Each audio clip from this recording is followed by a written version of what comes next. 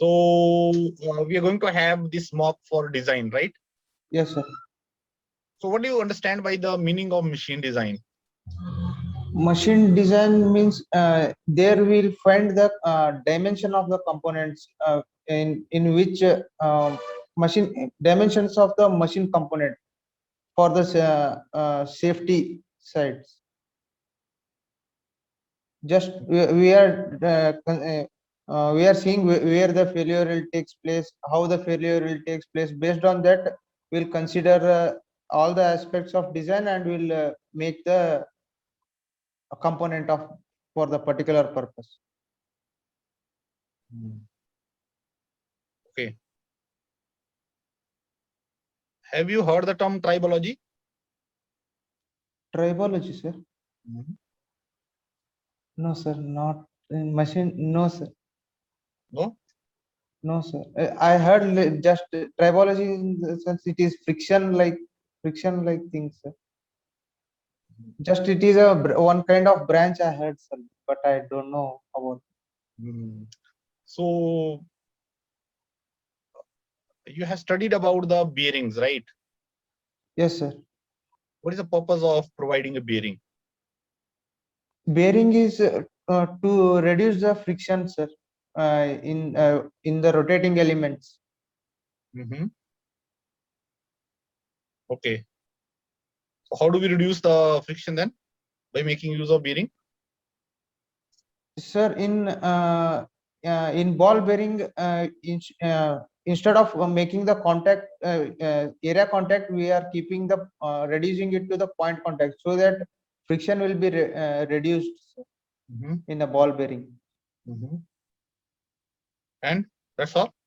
In case of journal bearing, we are making the slot we are making the area contact, but we are providing the lubricant so that friction will be avoided. So, in case of hydrodynamic bearing? No, so in case of journal bearing.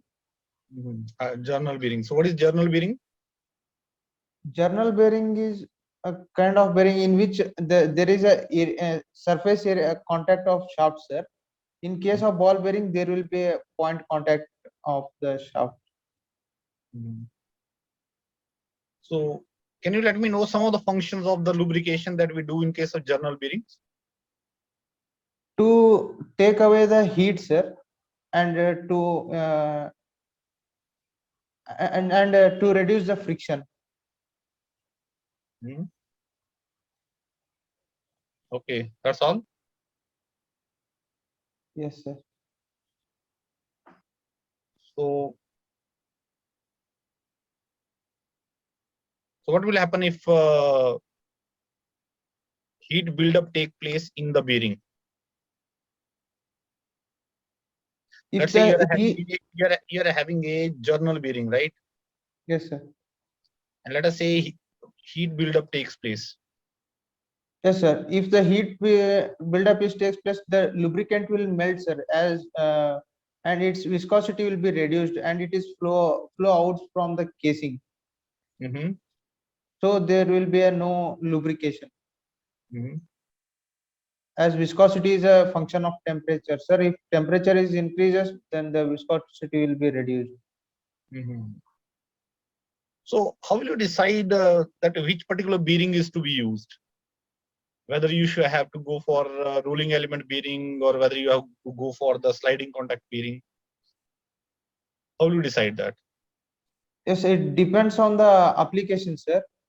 If the application is based on like fatigue loading and all, sir, then we will use ball bearing, sir. And in order to can you repeat one more time? If fatigue load is most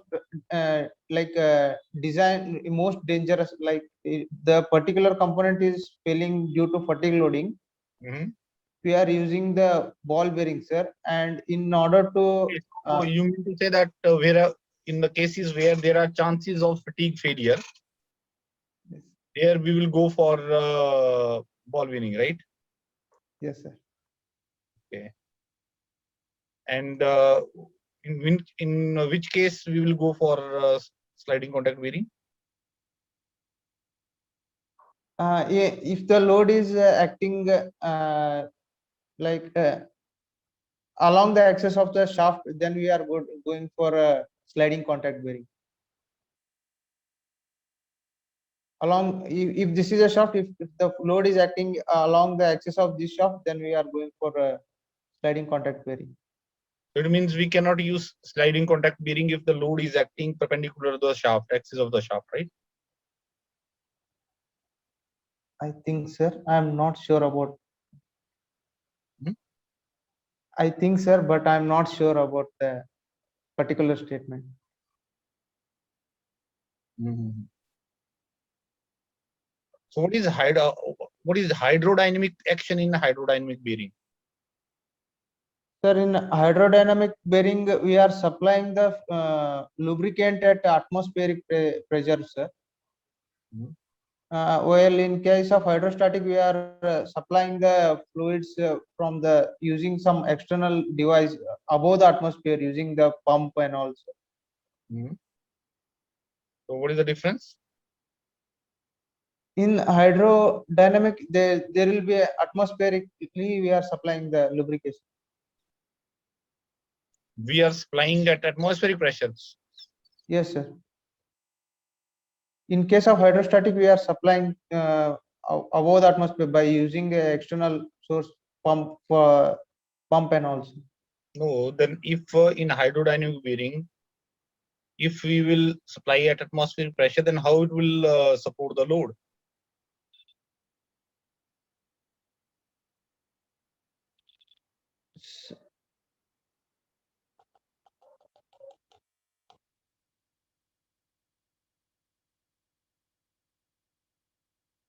Hmm?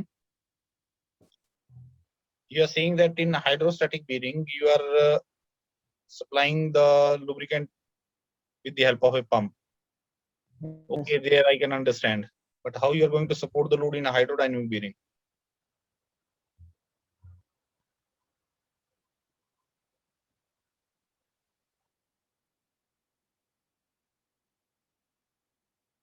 Mhm. Sir, I'm not getting Mhm. that question. Okay. And have you heard the term self-acting bearing? No, sir. I'm most weak about that section, sir. That bearing, And which section you are strong in? the little static part, sir. Static design of static loading and design theories of failure and a little bit of fatigue loading. Mhm. So let's say you are having a shaft. Yes, sir. So I'm applying a static load in that particular shaft. Yes, sir. How will you design it? Sir, may I know what kind of load is acting on that, sir? So let's say it's a gearbox shaft, okay? Okay, sir. Okay, sir. You're having a car, let's say it's a gearbox shaft. Yes, sir. So how we are going to design it? Yes, sir. Sir, since that part is rotating, sir, I'll first study torsional load which is acting on the shaft, sir, Mhm. and based on that, I'll find out the shear stress, sir, and we are loading the shaft, and it will act. The bending also causes in this shaft, sir. I'll study the from bending equation. I'll study the normal bending stress which is acting on this, sir. Based on these two factors, I'll find out the principal stresses, sir, and based on that, I'll design the shaft. That is all. Yes, sir. But and it also depends on whether the gear used is a spur gear or helical gear. If I consider spur gear, there is only a radial load is acting. If you consider helical single helical gear, then there won't be any resultant force in the horizontal direction. If you are using double helix gear, sir, then those will be cancelled. It depends on the type of gear also, if I am not wrong. Okay.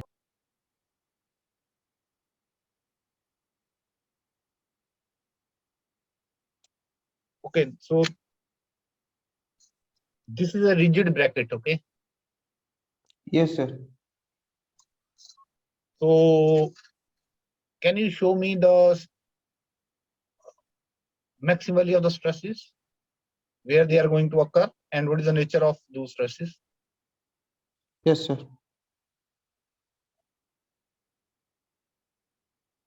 Yes, sir. I got.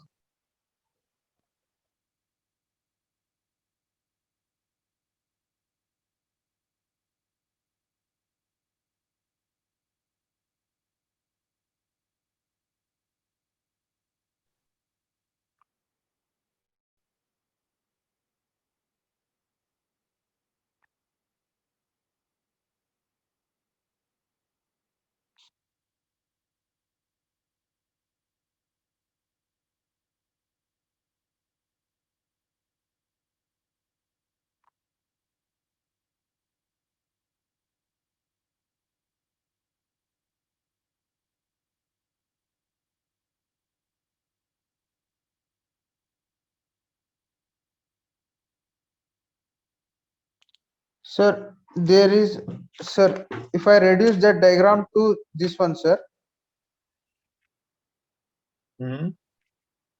one is longitudinal compressive force is acting, sir, P.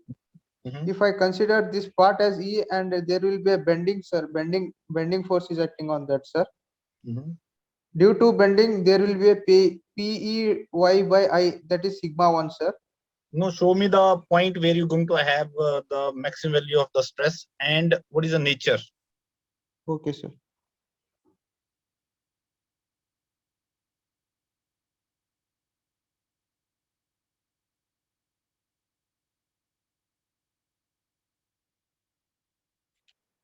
Sir, maximum stress will be acting at this, sir. Can you see, sir? At the bottom point. Yes, sir. Bottom point will be the maximum stress, sir. That will be in compressive nature. Why? Sir, when I bended this one, sir, here top fiber will be a tension, bottom will be the compression, sir, and it will varies like that, sir. As this one is uniformly distributed everywhere, sir, these two will be get add up. This negative and this negative will get added, sir. That will be the maximum force. Okay, so okay, Anil, let me just give you the feedback based upon whatever we discussed, right? Yes. First is okay, machine design. So you try to explain initially, but not very correctly. But later on, you modified and then you said, okay. So basically, whenever we want to use any particular component in the machine, it is subjected to different kinds of forces and stresses, and therefore, to find the dimensions of the right dimensions of the component to carry those loads, that falls under the category of machine design. Yes. That is how you should have approached. Tribology, basically it is related to the friction, wear, lubrication. So when we study all the aspects related to friction, so basically that falls under the category of tribology. Friction, wear, all things, sir. When we talk about the friction, then wear also comes into picture and all that, right? And what is bearing? Then I said, what is bearing purpose? You told me, okay, what is the purpose of bearings and what are the kinds of bearings? Then you told me ball bearings, and then you said that there is journal bearings. But see, you should be very clear about the classification. Why you are saying ball bearing? There are roller bearings also. Yes, a point contact or area contacts like that I should classify, sir. Right. You should have said rolling element bearing. Why point contact? You are having the line contact also. Oh yes, incident. Rolling element bearings, and the other one is a sliding contact bearing. In rolling element bearings also you are having different kinds. In sliding contact bearings also you are having different kinds of bearings. Okay, sir. One of them is these journal bearings. It is comes on sliding, sir. Obviously, Yes. right? So friction function of lubricant, okay, carry out a heat friction. These are the major functions that you can say. How to decide which bearing is to be used? See, obviously it will depend upon the application and type of application. When we talk about the loads, and also at different speeds, what are the different loads which are acting. Sliding contact bearings, because we are having these, for example, when we talk about the rolling element bearings, they are having their limitation in terms of metal to metal contact is there.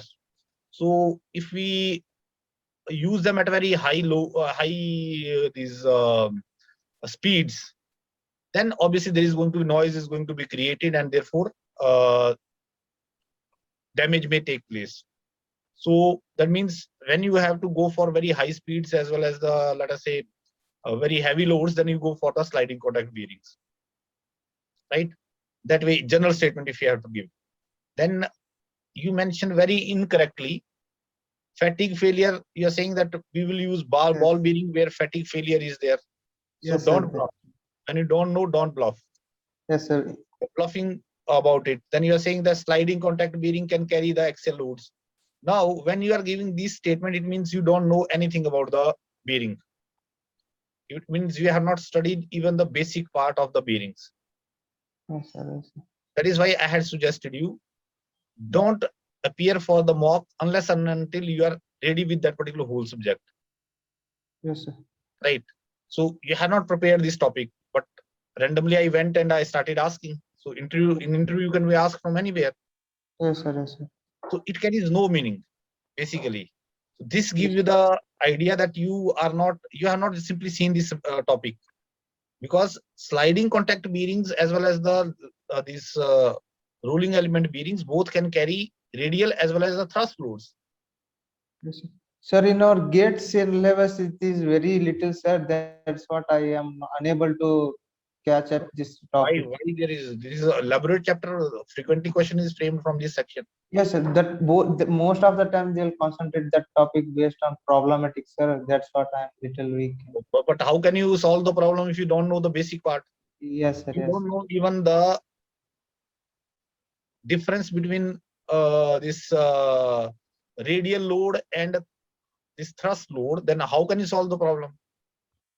Yes. So if you are solving the problem, it means you are committing a great error in that. You are simply you cannot. If he will twist a little bit, you cannot understand that problem. Yes, sir. Yes. So that is why I am saying that whenever you appear for the mock, just go through the whole subject. Yes, If sir. you are then there is a benefit. Otherwise, it carries no meaning. Yes, sir. Hydrodynamic. Okay, again, because you are not ready with that topic, so you gave me very. So okay, just read this topic. Okay, first read this topic only. Then I think that will be better. Yes. Because this is very simple. This is not something that I need to explain. Yes, This is sir. very Yes. simple. This is when you start the topic. These are the things that you study. And then you said that you are more comfortable in static part. Static part, Yes. I said that, okay, you're having a gearbox and you're having a shaft over there. Yes. So do you think that shaft is subjected to static loads over here? No, sir. It will be Fluctuating load, yes, even completely reversed load. yes, So yes, yes. even if you should be able to identify correctly what is the situation. It is not that, okay, when shaft is given, then always, okay, bending, torsion, finish it.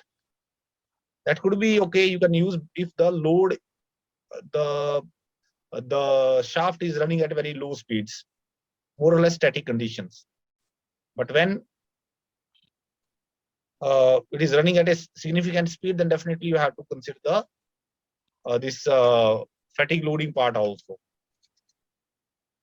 And then that diagram, the movement that you took was wrong. See the movement. How on which side you are going to have compressive stress because of bending, and on which side you are going to have the tensile.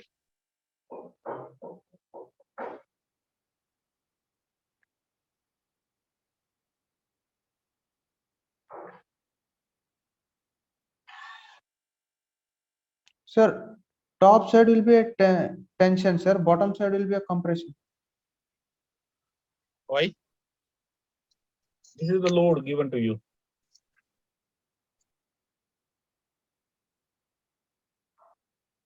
Oh shit. Yes, sir. In hurry, I done. Yes, sir. Yes. That Okay. is.